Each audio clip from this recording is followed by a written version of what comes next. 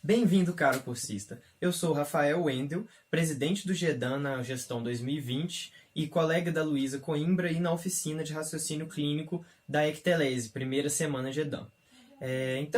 Para introduzir o tema de medicina baseada em evidências, eu queria definir isso junto com vocês, né? A medicina baseada em evidências, ela é uma intersecção da medicina e da estatística. Aí vocês podem estar pensando, estatística, que maravilha, matemática. Pois é, pessoal, pode se parecer assim um pouco intimidador, mas a fundamentação teórica daquilo que constitui o raciocínio clínico, né, a prática médica baseada em evidências, ela é uma série de funções estatísticas que podem ser definidas com clareza. Então, não existe misticismo aqui em relação a como a medicina funciona, né? Todos os fundamentos, eles têm uma robustez teórica muito bem definida, que eu vou apresentar para vocês. Mas eu não quero que vocês fiquem intimidados. Então, beleza, vocês estão prontos para a diversão? Bom, e para mostrar para vocês que não é intimidador, eu trouxe esse texto. Nesse texto, vocês provavelmente vão conseguir fazer a leitura sem grandes dificuldades, vou pedir que vocês pausem, né? E aí vocês vão perceber o seguinte, o cérebro da gente, ele adquire naturalmente a capacidade de solucionar esse tipo de problema. Então, não é preciso temer essa parte matemática. A parte matemática nada mais é do que uma desconstrução do raciocínio, como ele vai acontecer naturalmente nas nossas mentes, tá certo, pessoal? E por que entender isso? Porque metacognição, né, entender o processo de pensamento é uma das formas da gente melhorar e da gente corrigir as nossas falhas, né? Então é extremamente importante que o médico ele seja capaz de passar esse conhecimento de forma deliberada para que ele possa tomar as decisões certas nos momentos certos e não se deixar cair em vieses cognitivos, né, que a gente vai ver mais a seguir. Né? E aí, eu queria introduzir o tema para vocês falando um pouco sobre pesquisa médica. Né? E o que é pesquisa médica? Bom, a pesquisa médica ela é toda aquela pesquisa que tem alguma finalidade dentro da saúde. Ela pode ser em relação a um teste diagnóstico ou em relação a um novo tratamento. Né? No caso, eu quero que você se coloque no lugar de uma pesquisadora, de um pesquisador, né, que está desenvolvendo um novo teste sorológico para a Covid-19. Né? E aí, o que é um teste sorológico? É um teste que vai olhar anticorpos, né, pode ser outros elementos, mas geralmente anticorpos, contra um determinado patógeno no soro sanguíneo, né, no plasma. E aí, esses anticorpos vão ser medidos e isso vai gerar um teste positivo ou negativo, dependendo da quantidade de anticorpos ali detectada, certo? Aí, eu trouxe para vocês a proposta da gente analisar uma amostra de 100 pessoas. E aí, dentro dessa amostra de 100 pessoas, eu peguei uma pequena amostra de 5 pessoas para introduzir para vocês o seguinte. Dentro dessas 5 pessoas, a gente tem aqui 4 grupos diferentes. Esses VPs, que são as barras vermelhinhas, eles são os verdadeiros positivos. E o que é um verdadeiro positivo? É uma pessoa que testou positivo e ela foi exposta ao coronavírus, né, que a gente está fazendo a sorologia para o coronavírus.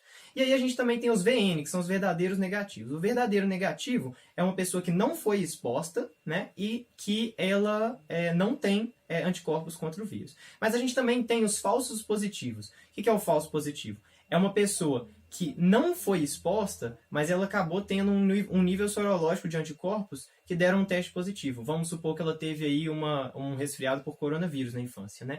E aí a gente também tem os falsos negativos. O falso negativo seria uma pessoa que não gerou uma resposta imune que produziu imunoglobulina contra o coronavírus, ou seja, ela foi exposta, mas não teve uma quantidade detectável de anticorpos no soro sanguíneo. Então, esses 4 grupos, eles têm uma explicação biológica, né? Mas eles vão estar presentes aí em quase todo tipo de ensaio clínico quando a gente está desenvolvendo um novo teste. E aí a gente organiza eles nessa tabela aqui que vocês estão vendo. Nas colunas verticais, a gente tem D+, e D-, que significa doença positiva e doença negativa. Ou seja, são as pessoas que foram expostas ao vírus e as pessoas que não foram expostas. E aí na horizontal, a gente tem T+, e T-. O T+, é as pessoas que testaram positivo e o T- as pessoas que testaram negativo. Então, aí a gente na coluna superior vai ter os verdadeiros positivos e os falsos positivos. Embaixo a gente vai ter os falsos negativos e os verdadeiros negativos. Né? E aí, para essa amostra em especial, eu trouxe esses seguintes valores, né, que foram retirados aí de um estudo real com sorologia de coronavírus.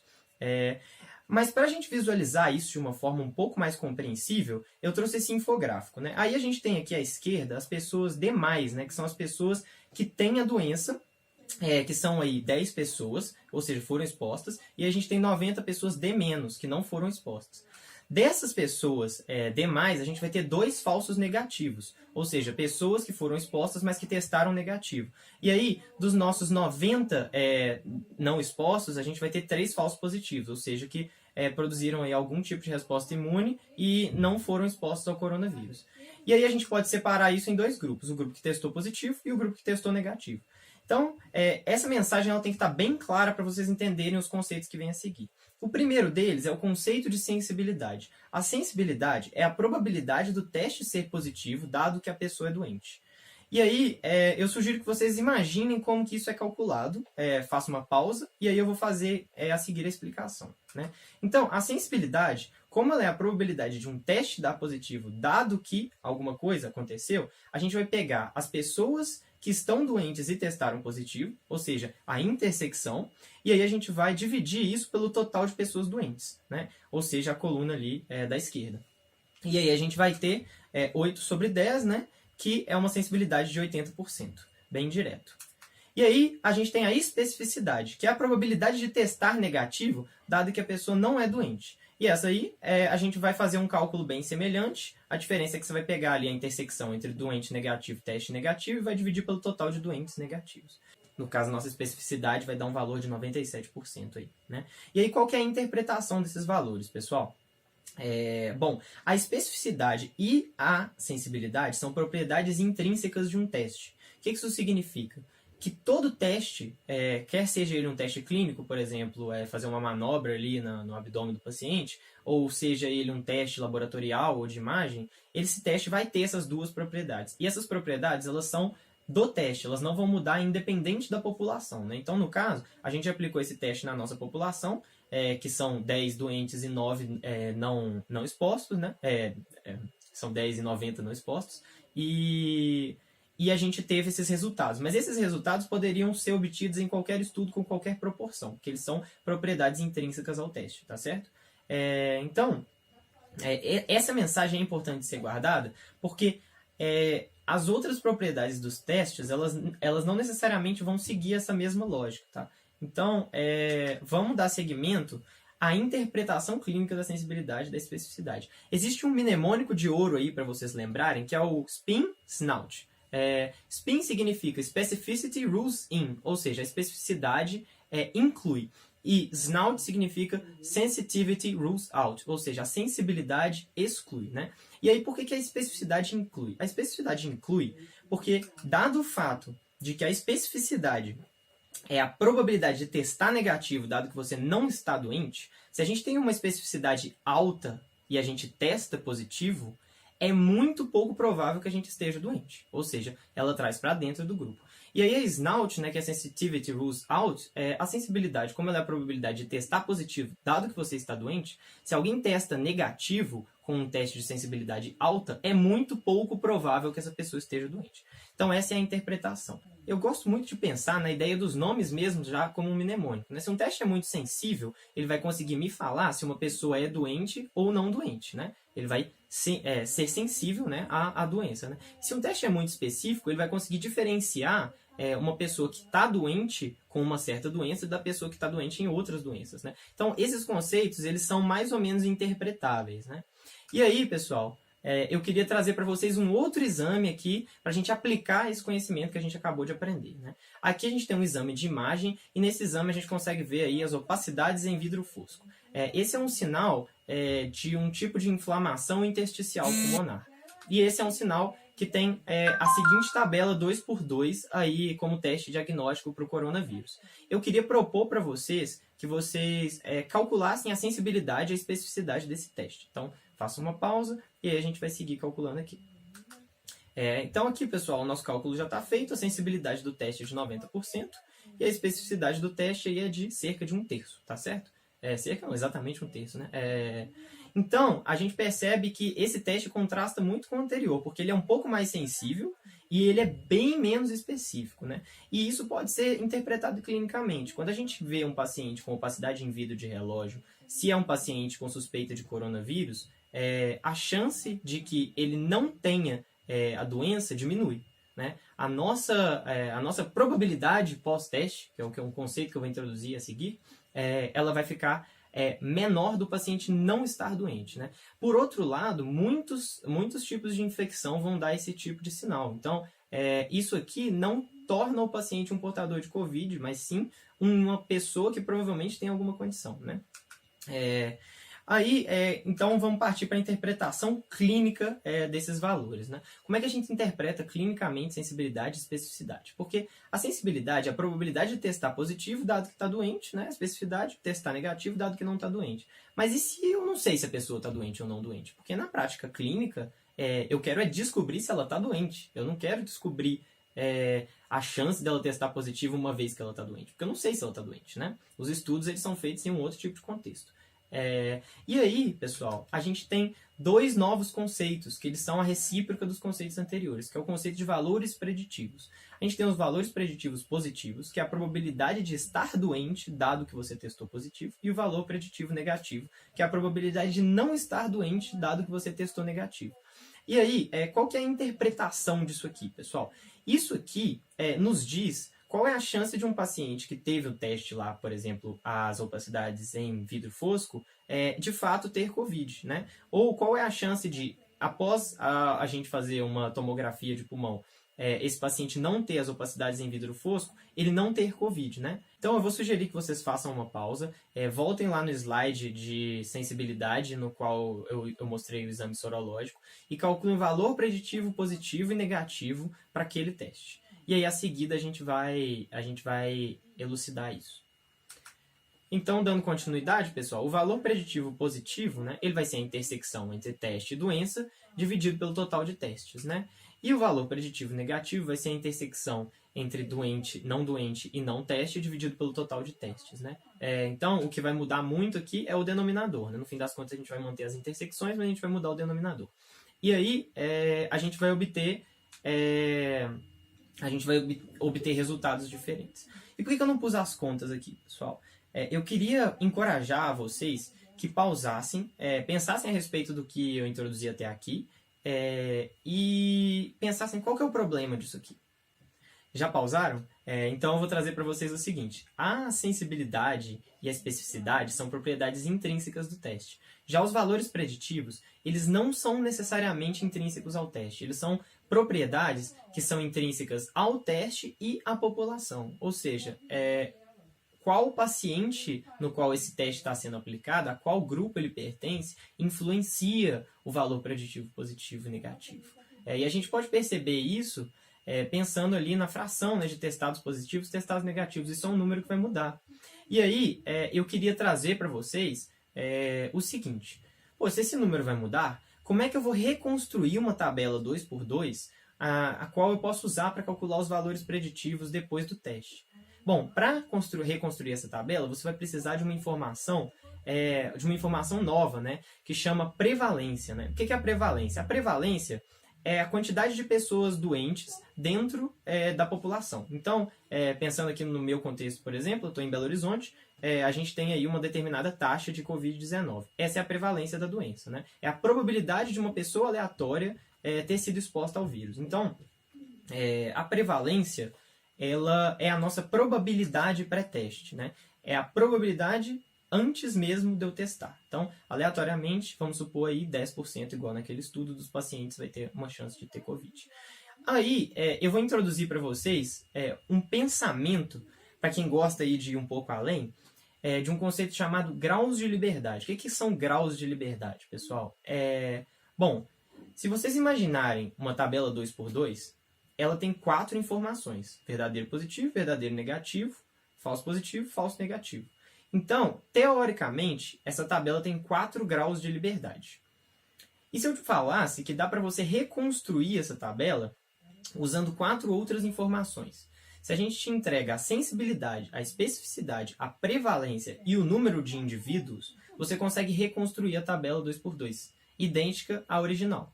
Por quê? Porque eu te trouxe 4 informações. Então, sempre que você precisa de 4 informações, você vai ter que ter 4 informações para reconstruir elas. Mas o que é interessante é que a informação do número populacional, ela não afeta o VPP nem o VPN. Então, ela não é uma informação que vai te ocasionar uma perda de liberdade. Tá?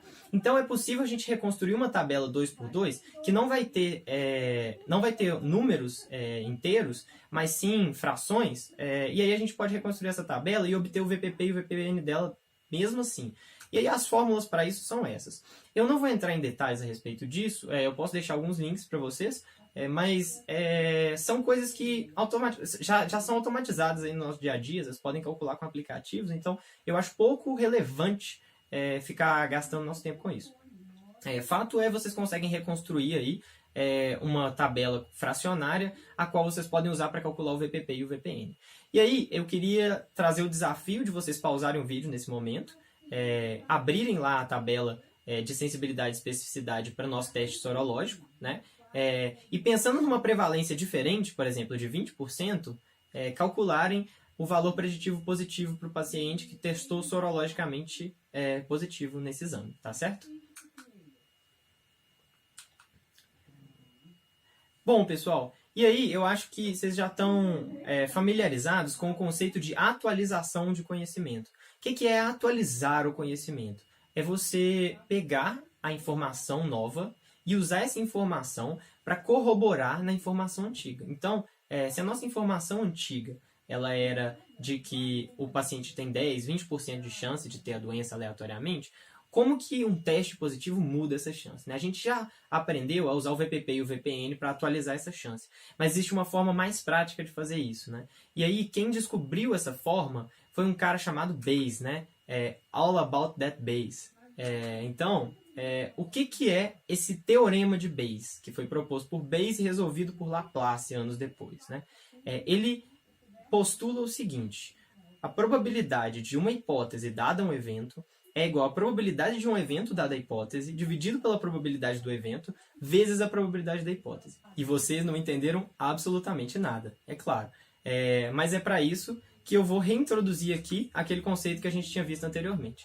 Então, a probabilidade de estar doente, dado que testou positivo, que é o nosso valor preditivo positivo, é igual à probabilidade de testar positivo, dado que está doente, que é a sensibilidade, dividido pela probabilidade de testar positivo, né? E essa a gente pode obter pela embalagem do teste, né? Vezes a probabilidade de estar doente, que seria a nossa prevalência. Então, a gente consegue identificar 3 fatores. A gente identifica o primeiro fator, que é o que a gente quer descobrir. A gente identifica o segundo fator, que é uma fração, que é uma constante intrínseca ao teste. E aí a gente identifica um terceiro fator, que é a prevalência, que é um valor que a gente já tem antes da nossa população.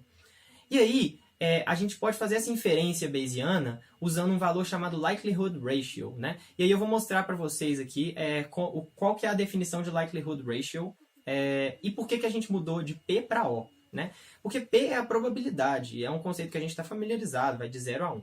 O é um outro conceito chamado odds, né? As odds de alguma coisa, elas são, em vez de você dividir um evento pelo total de eventos, né? Você vai dividir um determinado evento pela recíproca dele, né? Então, em vez de você dividir uma coisa pelo total, você vai dividir pela outra, né? E aí é um conceito que pode ser muito confuso para a gente, mas ele tem propriedades matemáticas interessantes. Mas vocês podem ignorar isso completamente, porque, novamente, isso vai ser calculado automaticamente para vocês, como eu vou demonstrar, tá certo, pessoal? E aí, por que likelihood ratio? Né? Por que a gente não simplesmente usa as fórmulas anteriores? Né?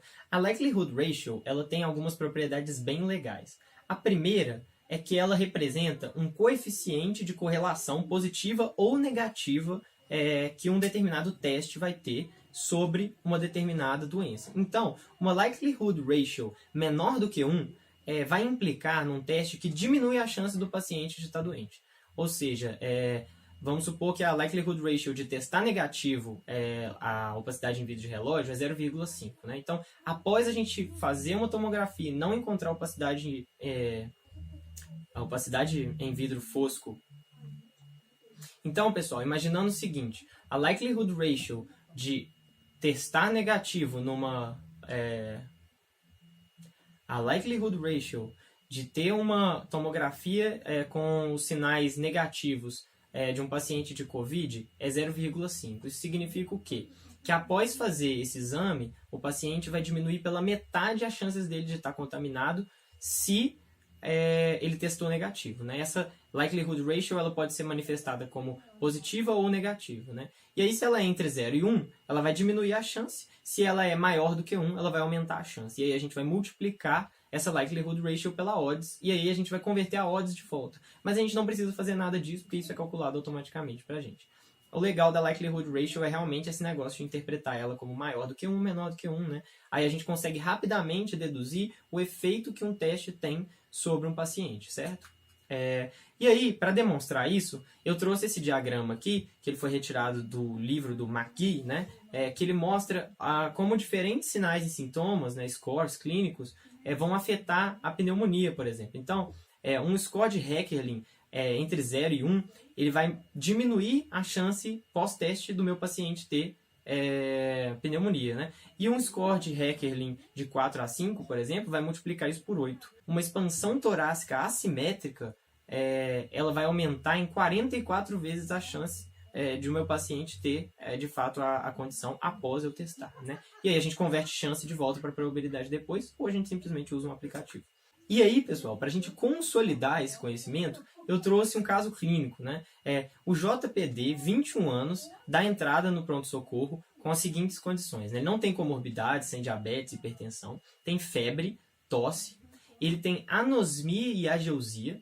E aí, o que é anosmia e ageusia, né? Eu vou falar a seguir. E ele também tem dispneia, que é um outro conceito que eu vou introduzir para vocês, né?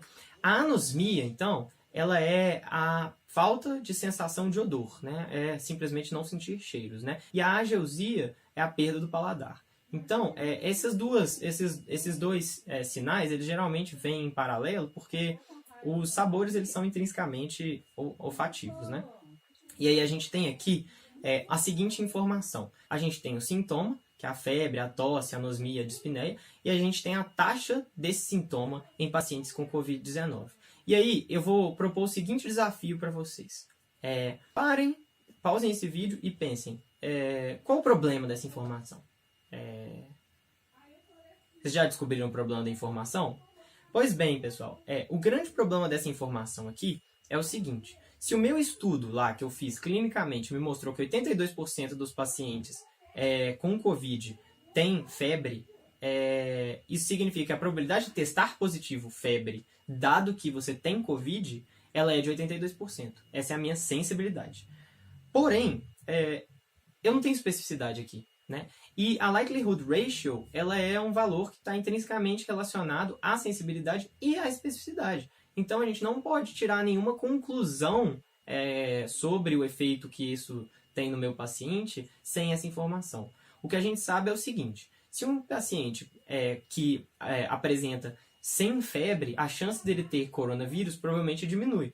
Por quê? Porque a febre está presente na maioria dos pacientes que têm coronavírus, né? E aí, eu queria introduzir um novo conceito aqui para vocês, que é o conceito de concordância interobservador, né? Então, a febre e a tosse, fora ali em situações limítrofes, né, na qual, sei lá, o paciente está com uma febre muito baixa, elas são claramente indiscutíveis, né? Então, uma paciente que vai apresentar esse sintoma, ele claramente tem febre, tem tosse, né? É muito difícil que alguém discorde de outra pessoa, né? A respeito disso. Mas e a anosmia? E se esse paciente que relatou não está sentindo cheiro, ele na verdade está com o nariz entupido, né? E ele não está sentindo cheiro por causa disso, né? Eu vou adiantar para vocês que esse era o caso. Então, a gente identificou como anosmia, sendo que na verdade não era o caso, né? A anosmia parece estar associada ao coronavírus devido a uma inflamação que ele causa naquele bulbo olfatório da imagem anterior. Então, a anosmia por mero entupimento nasal, ela não necessariamente tem uma correlação positiva com o coronavírus, né? E aí a dispneia, ela também pode ser confundida, né? Embora a gente tenha aí diversas formas de deixar mais objetivo a avaliação da dispneia, é bem complicado, porque de repente essa dispneia ela é um cansaço do paciente, mas de repente ele está com uma frequência respiratória aí elevada, então ele está de fato com uma dificuldade lá nas trocas gasosas, a gente precisa examinar isso melhor. E aí, quanto mais complexo é o exame de um determinado teste, maiores as chances de que a gente diminua a nossa concordância interobservador, né, de você e seu colega discordarem a respeito disso. E o que acontece é que quanto pior a concordância interobservador, pior é um teste, porque um teste com pouca concordância, ele oferece pouco insight a respeito da probabilidade pós-teste, porque se uma pessoa fala uma coisa, outra pessoa fala outra, é muito difícil a gente reproduzir esse teste com qualidade, né? É como se a nossa sorologia, em vez de medir um anticorpo, medisse uma série de anticorpos, né? E aí a gente teria um efeito muito mais esparso do negócio, né? Que aumenta o desvio padrão. E aí vamos supor que a gente pediu uma tomografia de tórax desse paciente, né? E aí a gente viu lá essa imagem, né? E o que tem aqui? Opacidade em vidro fosco. E aí, qual que é o pensamento que vocês devem estar tendo nesse momento? Né? Eu quero que vocês pausem, anotem e reflitam a respeito. Provavelmente o que vocês pensaram é o seguinte: poxa, se ele apresentou a tal da opacidade em vidro fosco, ele deve ser um paciente com coronavírus. Mas aí, vocês esqueceram do seguinte detalhe: a gente está naturalmente enviesado pela condição mesmo, né, da pandemia se alastrando aí, e também pelo fato de que a gente acabou de estudar, né, as opacidades em vidro fosco, a pensar só em uma hipótese quando a gente vê esse sinal aqui. Sendo que esse sinal, ele está relacionado sim ao coronavírus, mas ele está relacionado ao coronavírus de modo negativo, ou seja, não ter a opacidade diminui substancialmente a chance de um paciente ter coronavírus. Agora, ter a opacidade me fala muito pouco a respeito do diagnóstico diferencial desse paciente. Ou seja, bom, ele tem, então a chance de ele ter coronavírus aumenta um pouco, mas não tão substancialmente quanto parece. Ele poderia ter uma pneumonia intersticial por influenza, por exemplo, né? E aí, eu vou trazer mais uma informação aqui para vocês, né? A gente tem aqui os diferentes grupos etários e a taxa de apresentação de sintomas nesses grupos, né? Então a gente vê que aí nas crianças a taxa de apresentação é muito baixa, né? Essa taxa de apresentação é o seguinte: quais as chances de um paciente que entrou ali na sala de emergência com sintomas, ele ser um paciente que esses sintomas foram gerados pelo coronavírus, né? Então, isso é afetado principalmente pela manifestação imunológica do corpo ao vírus, né? E ali, na faixa etária do nosso paciente, né, de 20 a 29, a gente tem 8% de taxa de apresentação, que não é uma taxa muito alta, ou seja, 92% dos pacientes dessa faixa etária que tem coronavírus, eles não vão apresentar nenhum sintoma. Então, eu queria que vocês refletissem no seguinte: como essa informação altera a probabilidade? Né? Isso fica mais como um desafio, eu não vou fazer demonstração para a gente não se prolongar muito, né? E aí eu queria trazer para vocês mais um conceito, né? Aí a gente já está caminhando para o final da nossa oficina. Qual o ponto de corte ideal para um teste, né? Então, como que eu defino febre, por exemplo, né? Como que eu defino qual frequência respiratória está ou não está associada à pneumonia, por exemplo, né? Bom, esse conceito de ponto de corte eu vou demonstrar para vocês da seguinte maneira.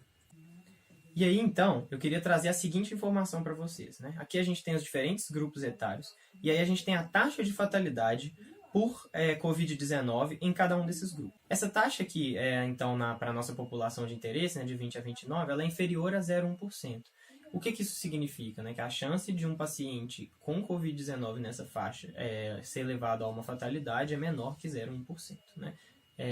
E aí eu queria que vocês pausassem e fizessem uma reflexão, né? Como que isso aqui afeta a nossa tomada de decisões clínicas, né? Então aí agora a gente entra na parte de tratamento médico das nossas condições, né? E aí, pessoal, o tratamento ele é extremamente afetado tanto pela pesquisa médica, né? Que seriam a qualidade das evidências que a gente tem sobre os tratamentos, que aí eu vou pedir para vocês voltarem mentalmente lá para o início da nossa conversa, né, na qual eu introduzi a pesquisa médica, né? A gente poderia ter um teste como aquele feito para um medicamento, no qual a gente vai aleatoriamente designar diferentes pessoas, a gente vai colocar aí uma população recebendo um placebo, outra população recebendo uma medicação de fato, né? E aí a gente vai fazer isso em populações que têm a doença, e, teoricamente, no estudo anterior, a gente já fez isso em população que não tem a doença, tá? Isso é algo que vocês não precisam se concentrar nesse momento, que é mais ou menos a forma como se dá aí fases de ensaio clínico para drogas, tá? E aí, pessoal, eu queria trazer vocês para o seguinte cenário. Imagina que vocês estão novamente fazendo uma pesquisa médica, né? E vocês estão testando uma determinada droga contra a Covid-19. Aí vamos supor dexametasona. E aí o desfecho que vocês estão interessados é em mortalidade. Vocês querem saber o seguinte: tratar um internado por Covid-19 com dexametasona reduz ou não reduz a mortalidade do paciente, né? E aí, para isso, a gente vai usar umas estatísticas de redução de risco, né? O risco absoluto, então, do paciente é a probabilidade de que esse paciente sofra o evento. No nosso caso, o evento é a morte, né? Então, o risco absoluto ele é a quantidade de pacientes que sofreram o evento dividido pelo total de pacientes nesse grupo. Então, vamos supor, a gente tem um grupo que recebeu o tratamento e o grupo que recebeu o controle. E aí, esse grupo controle, tantos pacientes sofreram o evento, dividido pelo número total de pacientes no grupo controle. E aí é a mesma coisa para o risco absoluto do paciente que está no nosso grupo de tratamento, certo? E aí a gente tem o risco absoluto relativo. O que é o risco absoluto relativo? Ele é a diferença entre o risco absoluto do grupo que recebeu o tratamento e o risco absoluto do grupo controle.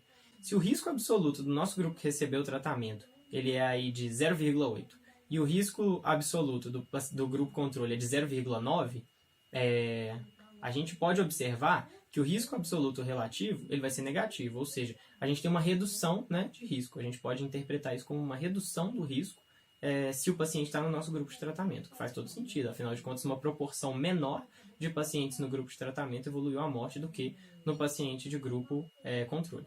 E aí, a gente pode calcular, a partir do risco absoluto relativo, uma estatística chamada número necessário para tratar, né? Que é 1 sobre esse risco absoluto relativo.